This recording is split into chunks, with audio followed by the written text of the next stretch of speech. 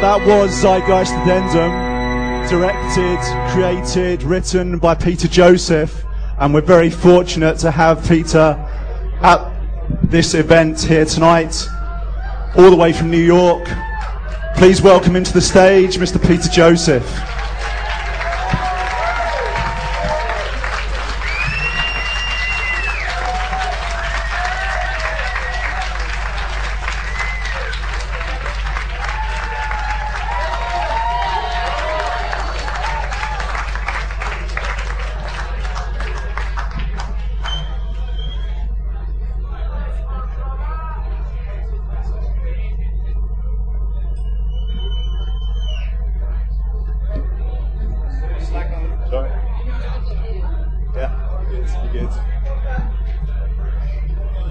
Thank you.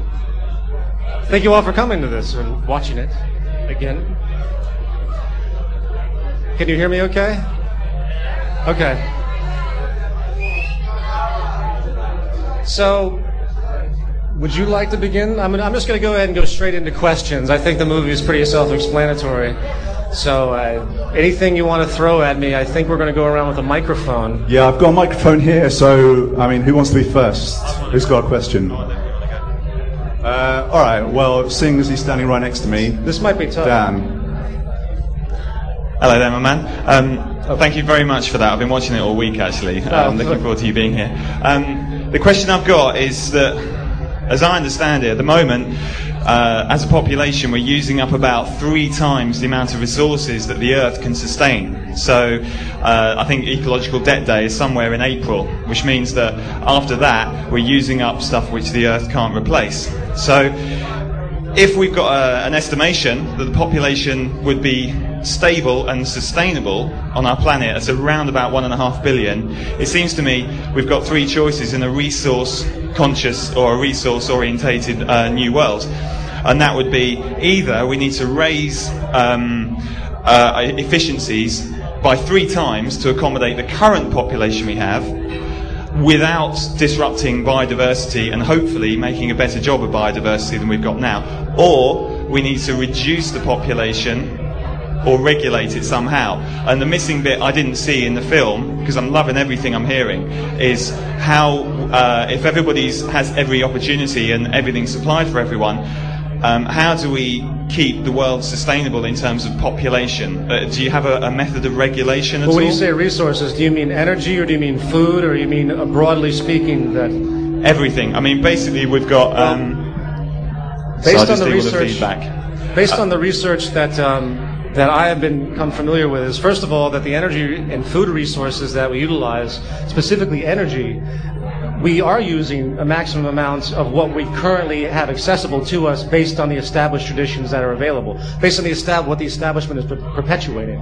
But as I denoted in the film, as far as energy alone, there's a complete abundance for many, many multiples, if you do the math on it, of at least probably 10 times our current population, because the sea alone has so much more energy capacity of things that I didn't even go into, from the heat divisions of the ocean alone, which is rampant throughout. You can use that as energy sources. I can't remember the exact name of it. Energy is not out of abundance whatsoever. No. It wasn't about electricity. I can well imagine that. Okay. Even with geothermal, there's a million different resources beyond oil that's not a problem. And it's more about food and biodiversity. As far as arable land area, how much arable land area do we have to grow food is what it comes down to. And reality is that we can create arable land area.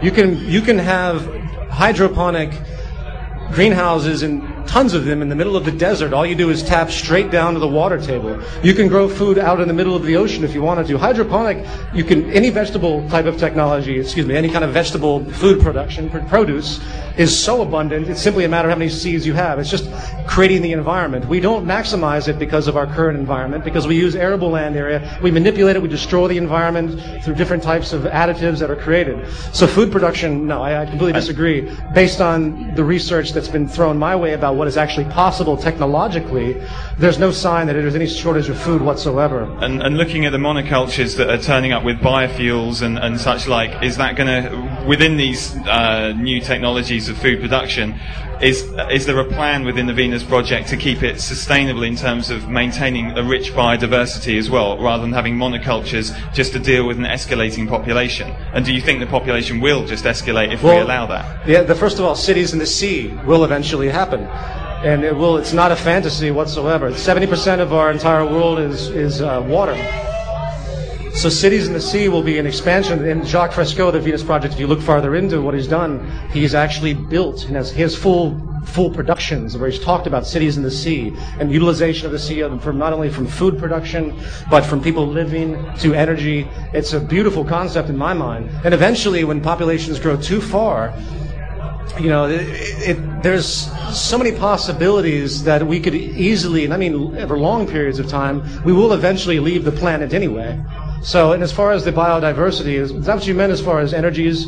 As far as what did you mean by biodiversity? Well, I mean, we need biodiversity because otherwise, if we have monocultures, then there's a chance that a single virus can come in and sweep everybody. Define your terms for me. What do you mean by monocultures? Because these are. If you look at say monocrops, right. There's a risk with that. You know, apart from all the obvious stuff that people know about, which is we lose all of our hedgerows and all of the rich wildlife, and just the aesthetic interest of biodiversity, but also the biological necessity to cover the full spectrum of biodiversity in order to self-sustain it. I.e., if you take one thing out of the chain, then a lot of the rest of the chain starts to collapse. Right. No, he has absolute